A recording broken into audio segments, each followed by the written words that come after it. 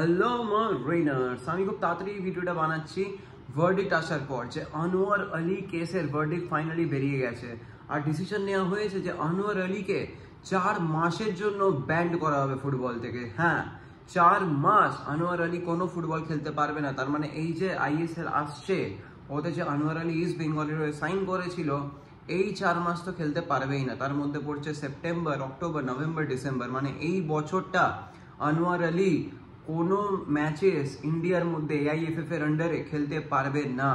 East বেঙ্গলের হয়ে যদি আনোয়ার আলীকে খেলতে হয়, আনোয়ার আলীকে অনেকটা ওয়েট করতে হবে পরের বছরের জন্য। পরের বছরে আনোয়ার আলী খেলতে পারবে। আর শুধু তাই না, অনেক কিছু আরো বলা হয়েছে এই আনোয়ার আলী কেসের সম্বন্ধে। আর সেটা হলো মোহনবাগান আপ টু 12.5 কোটি টাকা পাবে আনোয়ারের কাছ থেকে, ইস্ট বেঙ্গলের কাছ থেকে আর দিল্লির কাছ থেকে। তিনজনকে টোটাল অ্যামাউন্ট হলো 12.5 কোটি টাকা মোহনবাগানকে দিতে হবে।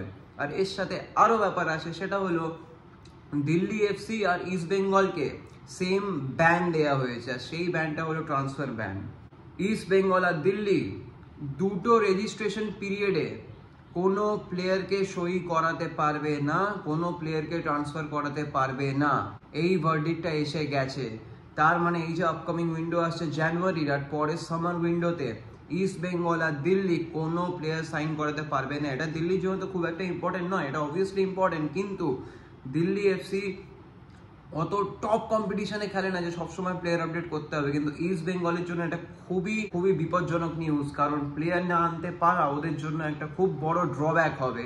ইস্ট বেঙ্গলের যে স্কোয়াড আছে, ইস্ট বেঙ্গলকে সেই স্কোয়াডই রাখতে হবে, কারণ ওরা আর কোনো প্লেয়ার আনতে পারবে না। এটা কিন্তু ওদের জন্য খুবই চিন্তার বিষয়। এই জানুয়ারি ট্রান্সফার মার্কেটে কোনো প্লেয়ার আনতে পারবে না, আর পরের বছর যে সামার মার্কেট হবে, মানে সামার ট্রান্সফার মার্কেট হবে, যেটা সব থেকে বড় মার্কেট যেখানে সবাই প্লেয়ার আনে, ওখানেও ইস্ট বেঙ্গল কোনো প্লেয়ার আনতে পারবে না। আর তার সাথে মোহনবাগানকে 12.5 কোটি দিতে হবে, কারণ ইল্লিগালি তোমার কন্ট্রাক্টটা পুরো ভাঙা হয়েছে, পুরো ইল্লিগালি।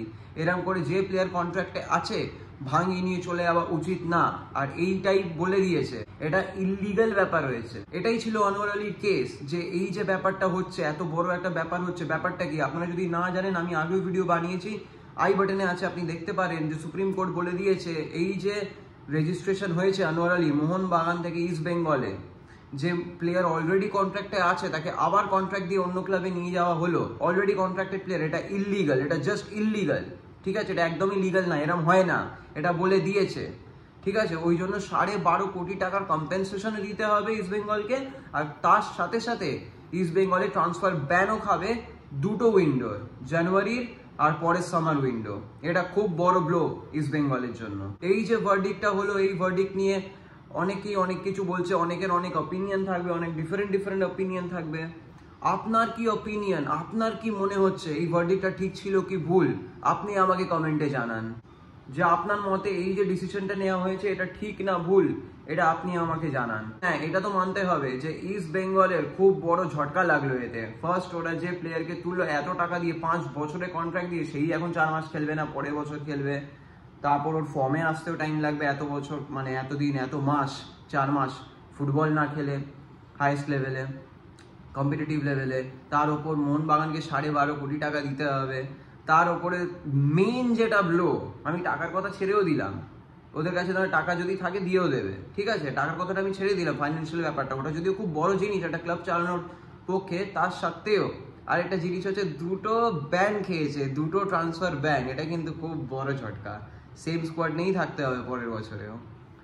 আশা করছি আপনাদের এই ভিডিওটা ভালো লেগেছে। যদি ভালো লেগে থাকে তাহলে ভিডিওটাকে লাইক করুন, চ্যানেলটাকে সাবস্ক্রাইব করুন, আর আপনার যে অপিনিয়ন অবশ্যই আমাকে কমেন্ট করবেন। আর আনটিল নেক্সট টাইম, জয় মোহনবাগান।